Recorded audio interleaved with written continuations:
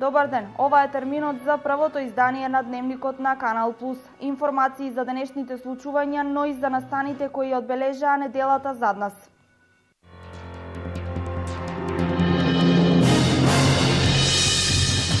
Поставен е темел на нов производствен капацитет во Штипската индустријска зона, кој од јули ќе започне со работа. Финишираат градежните зафати во уредувањето на индустријската зона во Шушлевец Берово. Македонски и бугарски текстилен кластер ја зајакнуваат соработката. Македонските компании со можност да ги ползуваат бугарските искуства во насока на создавање на регионален моден бренд.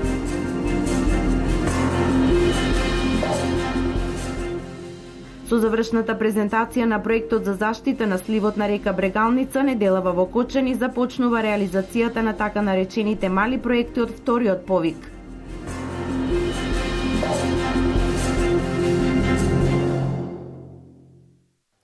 Почнуваме со дневните случувања. Денес Штип беше домаќин на караванот за заштита на жените од насилство, кои со марш ја покажаа поддршката која ја даваат на жртвите на насилство. Денеска го боевме Штип во портокалова боја во рамките на нашиот проект Женски автобус Зонта вели не на насилството врз жените и девојчињата, кој што е поддржан од УСАИД Македонија и кој што започна на 25 ноември, денот на насилството против жените и девојчињата, ќе заврши на 10 декември во Скопје, кој што е денот на човековите права. Започнавме на 25 ноември во Скопје.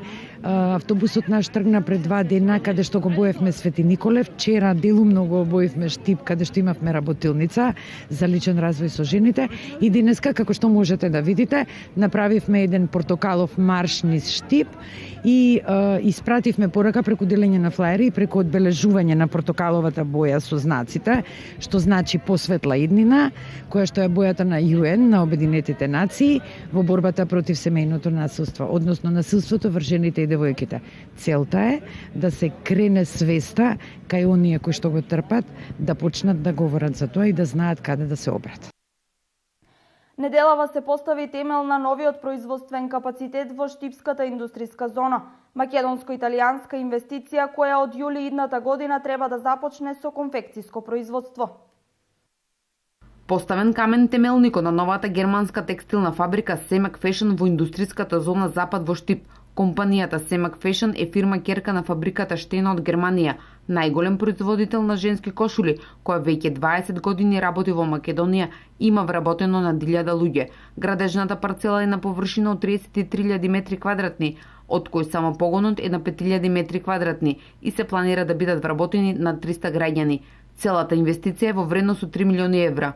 Wir sind Blusenspezialist in Deutschland, einer der größten Blusenspezialisten in Deutschland. Ние сме произведувачи на женски кошули, едни од најголемите произведувачи на женски кошули во Германија. Und wir beliefern in Europa 2500 Boutiquen und Fachgeschäfte. И испорачуваме во околу 2000 бутици и стручни продавници во Европа. Wir haben eigene Showrooms in London, in Frankreich, in Skandinavien, in der Schweiz, in Österreich. Значи имаме своји испостави подружници во Лондон, во Франција, во Швајцарија, во Австрија и така натаму. Selbst in Moskau gibt es ein Showroom von uns. Дури имаме и подружница во Москва. Секоја инвестиција во двете индустријски зони во Штип е од големо значење, бидејќи привлекува нови инвеститори, кои благодарение на поволните услови кои ги нуди општината, се одлучуваат производствените капацитети да ги отворат токму тука, истакна градоначалникот Захариев. Штип е еден град кој се развива на вистина со неверојатна брзина.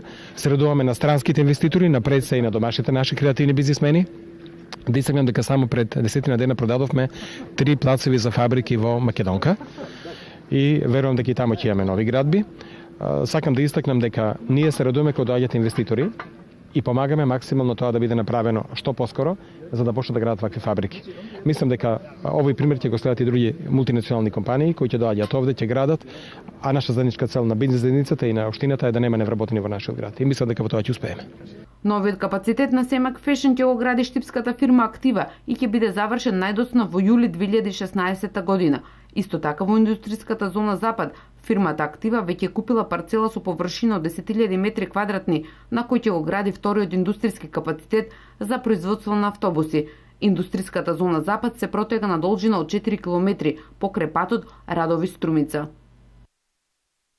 Уредувањето на технолошко-индустриската зона на локацијата Шушлевец во близина на Берово влегува во завршна фаза. Патната инфраструктура е скоро целосно оформена, исто како и водоводната и одводната мрежа. Нареден чекор е електрификација и поврзување со регионалните патишта со кружен тек. Проектот за изградба на технолошко-индустриската зона во Берово влегува во завршна фаза со интензивни градежни активности и асфалтирање на патната мрежа во зоната. Завршена е инфраструктурата за атмосферските и отпадните води, како и доводот на вода, преку кој ќе се снабдуваат индустриските капацитети. Па јас мислам дека сето тоа што ангажираната градежна група го прави согласно динамиката која ја имаат тие како задача да бидат реализирани работите и се завршени еден поголем дел од изградбата на инфраструктурните објекти кои треба да бидат градени. Тоа е изградба на колектор за фекална канализација во индустриската зона, доведена е водата за индустриската зона и сега во последните денови гледам дека се работи на завршување на објектите од сообраќајната инфраструктура, тоест изградени се тротоарите и се асфалтираат улиците кои ќе бидат потребни во индустриската зона. Во наредниот период проектот предвидува и довод на струја како инсталација на улично осветлување, додека сообраќајното поврзување со основната патна мрежа се предвидува да се изведе со изградба на кружен тек. Ќе биде донесена електричната струја за напојување на капацитетите таму со струја и ќе биде решено влезниот дел на индустриската зона, тоест приклучувањето на регионалниот пат Берово-Струмица, со тоа што ќе се отпочне со изградба на кружен тек за непречено и безбедно влегување во зоната. Се надевам дека во првата половина на 2016 година ова ќе биде се завршено и ќе можеме да ги очекуваме првите инвеститори во истата. Со реализацијата на овој проект, владата на Република Македонија преку Министерството за транспорт и врски има за цел да ја подобри развојната стратегија на регионот за привлекување на домашни и странски инвеститори. Технолошко-индустриската развојна зона во Берово се простира на површина од 17 хектари на место викано Шушлевец и на истата е планирано да има 8 парцели за изградба на нови производствени капацитети. Македонскиот и бугарскиот текстилен кластер ја зајакнуваат соработката. Македонските текстилни компании имаат можност да ги ползуваат бугарските искуства во насока на создавање на препознатливи модни брендови. Ваква меѓугранична соработка имаше вчера во Штип. 5 македонски и 5 бугарски текстилни компании ги презентираа своите колекции вчера вечер во уметничката галерија Безистен во Штип. Настанот беше во организација на Македонскиот текстилен кластер и модниот викенд Скопје. Модната ревија во Штип беше круна на овој дел од прекограничниот проект за јакнење на капацитетите на текстилната индустрија во пограничниот регион, преку учење на добри практики и имплементација на промотивни активности. Текстилниот кластер од Македонија го спроведува овој проект во партнерство со браншовата организација за текстил и облека од Бугарија. Бугарскиот текстилен сектор, слично како и македонскиот, во најголем дел е ориентиран кон лом производство, но се повеќе се наметнува потребата и од создавање на сопствен производ препознатлив на текстилниот пазар. Като всичко кое... Нашата компанија има собствено производство, но главно работи мелон. Креирањето на собствен бренд е тешка постапка, но не е невозможна. На пазарот сме 10 години. Имаме постојани клиенти кои ги бараат нашите производи, но тешко наоѓаме пласман надвор од Бугарија. Мислам дека проблемите со развивање на собствен бренд се решаваат токму со вакви проекти и на вакви ревии нештата стануваат возможни. Прв пат сум во Македонија и имам чувство дека може успешно да соработуваме, бидејќи македонските текстилни производи го имаат европското ниво на квалитет. Македонските текстилни компании може да учат од бугарските во поглед на пласирање на сопственото производство на европскиот пазар, сметаат дел од македонските конфекционери. Па и ние сме нешто на почеток, не дека имаме бренд со години, сега се трудиме нешто, бидејќи мислиме дека сметаме дека мора да се движиме во тој правец и може веќе и касниме, меѓутоа сега се создадува некои услови. Една се отвори една турска перална. За нас е добро да можем да събереме некој искусство плюс во таа насока. Тие веќе имат свои брендови, веќе работат, продаваат свои комплетни производи на западниот пазар, така да можеме многу да научиме од нив. Овој проект на регионална соработка на конфекционерите од Македонија и Бугарија во следната фаза предвидува изградба на регионален бренд за настап на трети пазари. Банките во Македонија, посебно поголемите, годинава покажаа значително поголема заработка споредено со минатата година. Како овој раст на профитот го толкуваат економските аналитичари од прилогот што следи.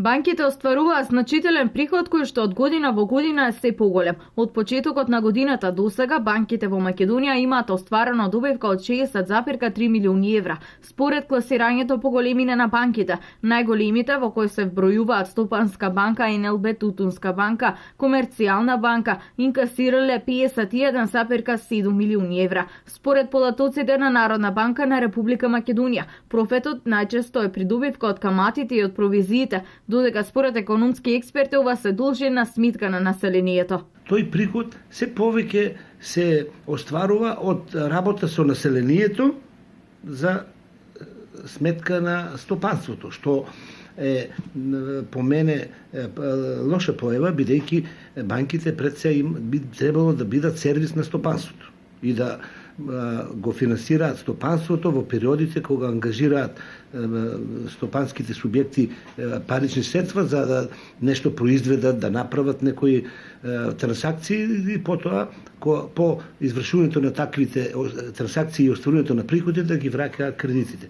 Меѓутоа кај нас се повеќе, реков, зема замав кредитирањето на населението, кое што е исто потребно, но во одредени рамки. Најновите податоци кажуваат дека населението се има задолженост за скоро 800 милиони евра.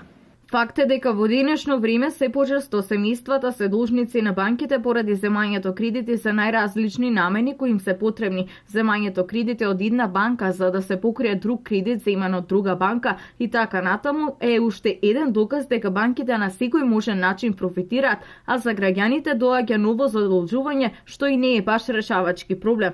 Што се однесува до развојот на стопанството во Македонија, не е со очекуваната динамика. Почетокот на годината проекциите, макропроекциите на владата па и на Народната банка беа некаде околу 4%, па тоа се сведе на 3,2%, па еве сега гувернерот е во исчекување дека и тој пораст тешко ќе се оствари, бидејќи ние како мала држава сме подложни на честите промени во големите земји.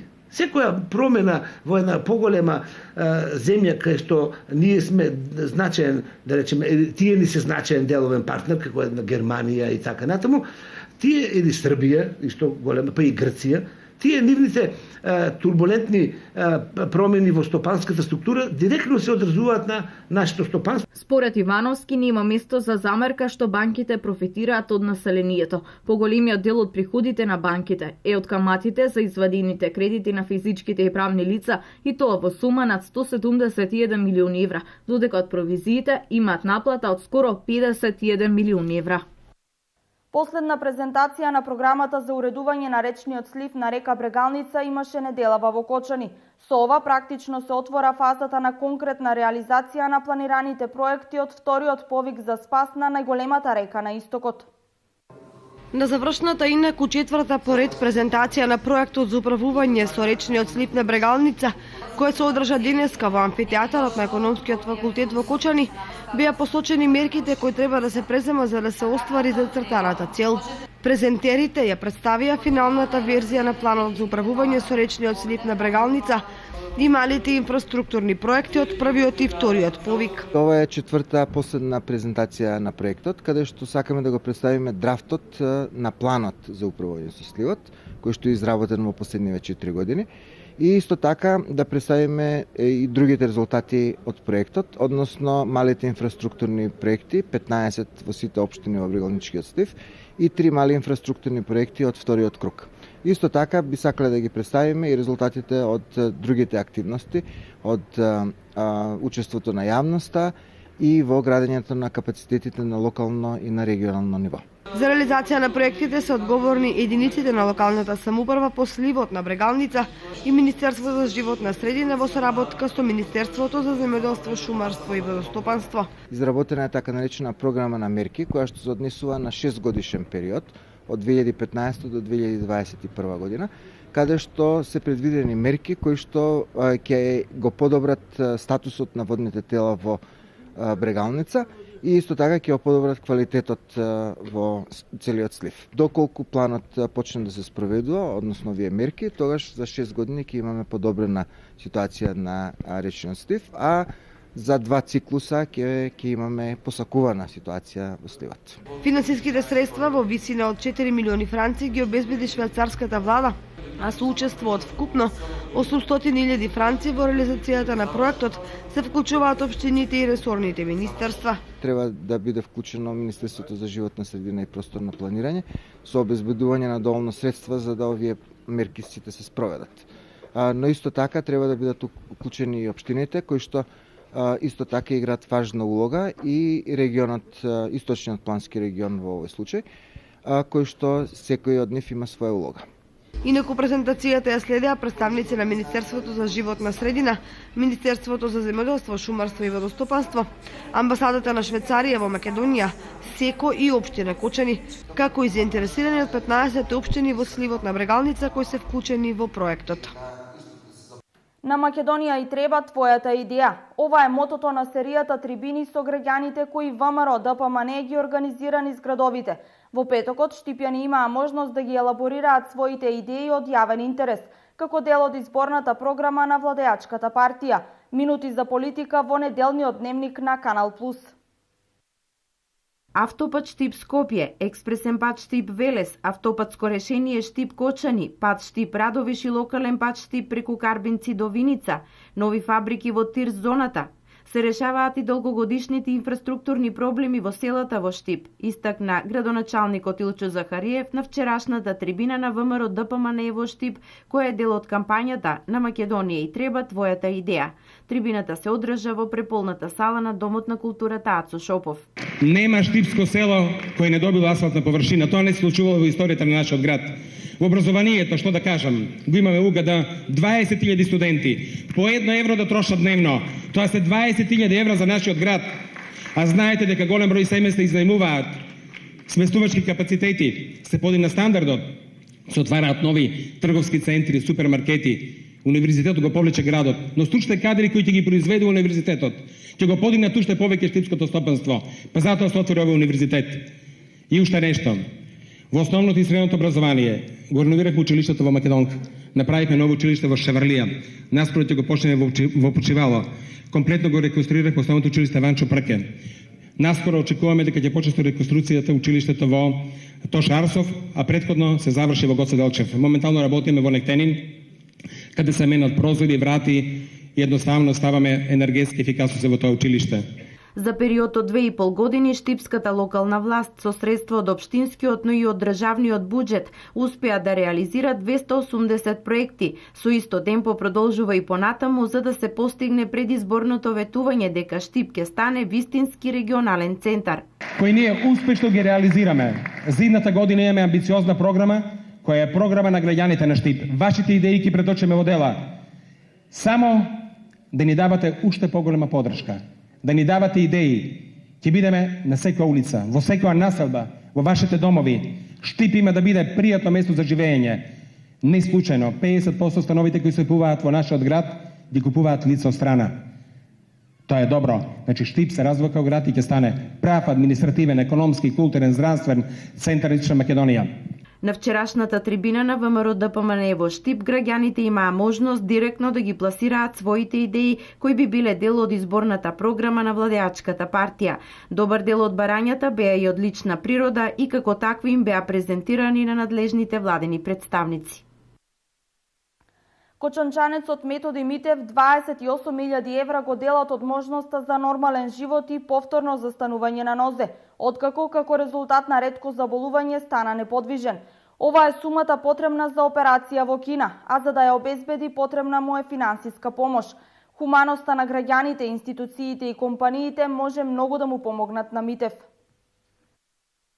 Нашиот сограѓанин Методи Митев, кој боледува од хередитарна спастична параплегија, бара помош од сите хумани граѓани на општина Кочани и пошироко да му помогнат да ги собере потребните финансиски средства во вредност од 28.000 евра за операција во Кина. Сега сакам па јавно да тражам една помош од сите хумани луѓе како што ми помогнаа за количката, така да ми помогнат да можам да ги соберам средствата што имам пратено во Кина, мои документи, и имам голема можност со гаранција 99% дека 3 до 6 месеца ќе застанам, дека ќе можам повторно да застанам на нози.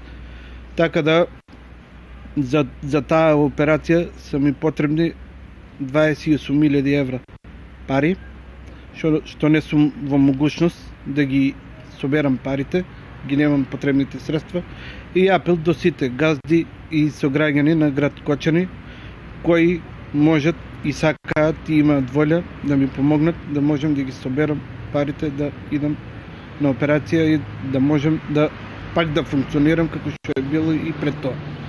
Во собирање на потребните финансиски средства му помагаат и членовите на младинската организација Единство при Средното општинско училиште Љупчо Сантов од Кочани. Младинската организација Единство ќе биде секој пат тука за да помогне на оние кои им треба помош.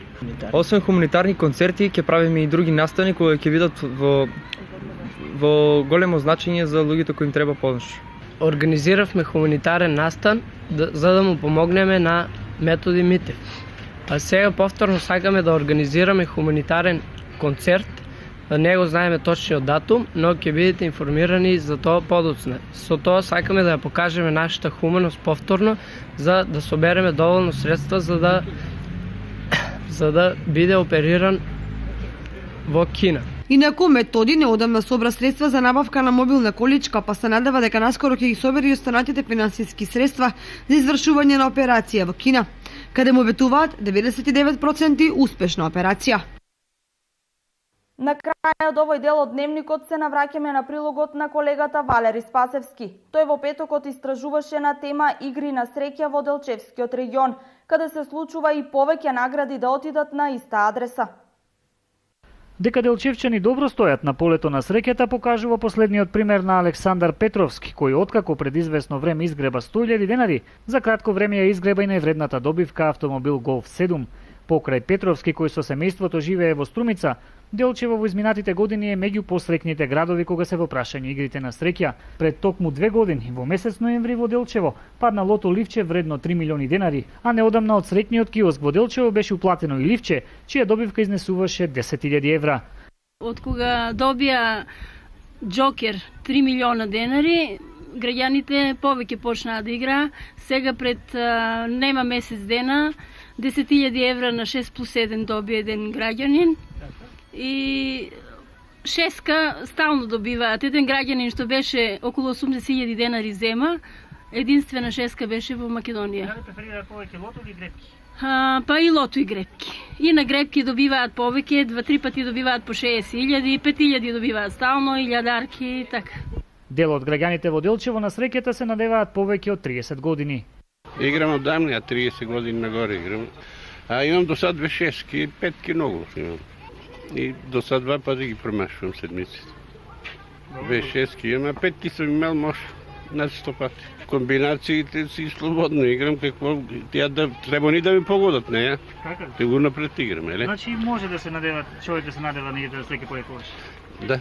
За жал не сум многу по таа активност, иако понекогаш лото уплаќам, али не многу сериозно и многу. Играте, дали играте стандардно едни бројки или мените комбинации? Да, обично ролендените на ќерката, мојот, на сопругата и така. Тоа е во глобала. Воопшто не играм таква работа. Не играте лото? Ништо, ни лото, ни спортска ни. А дали сметате дека кога играат, тие што играат чиста среќа или пак има некоја... Не, па треба да познават работите и да вршат комбинации. Ја тоа не сум. Еве да видиме... Ич. Инаку најголемата добивка за која и по неколку години се шпекулира дека некогаш ја добил жител на Делчево, е добивката добиена на една од странските игри на среќа. Добивката тогаш изнесуваше 1 милион евра, а се шпекулираше дека ја добил и селеник од Делчево.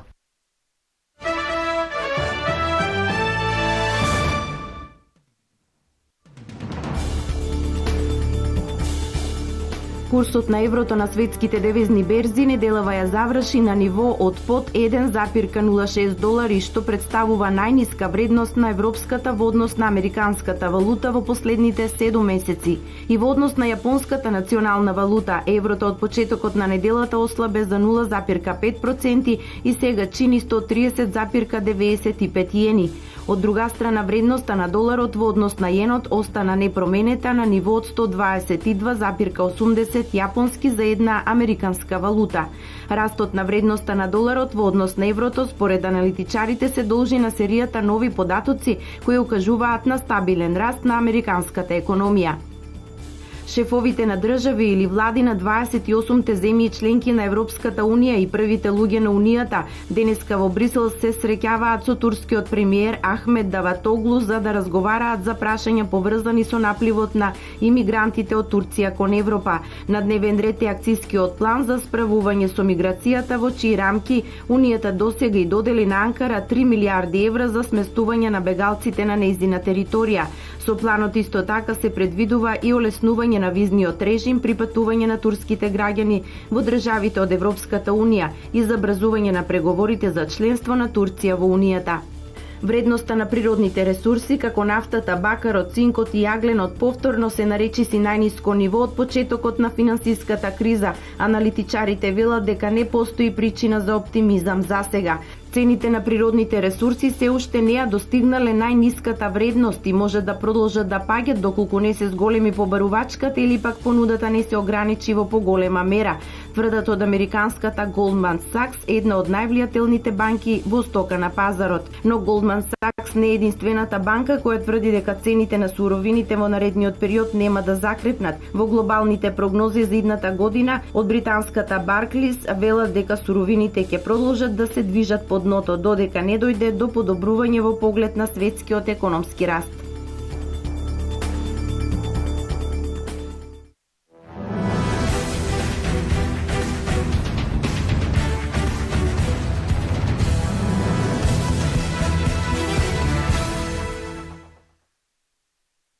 Килце славеше над Вардар со резултатот 23:20, полувреме 10:6 во деветото коло од Б групата во Лигата на шампионите. Поразот во Полска беше трет во низата на црвено-црните, вкупно 4 во сезоната.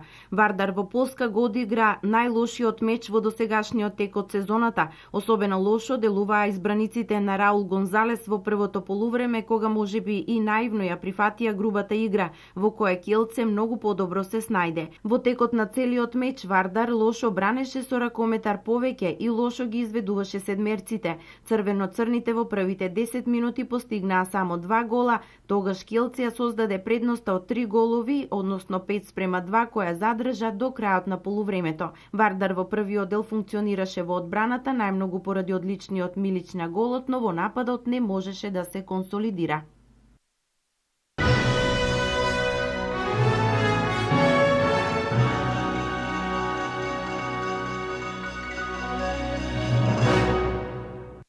Ова е се во неделното издание на Дневникот. Ви благодариме за вниманието и имајте пријатно попладне.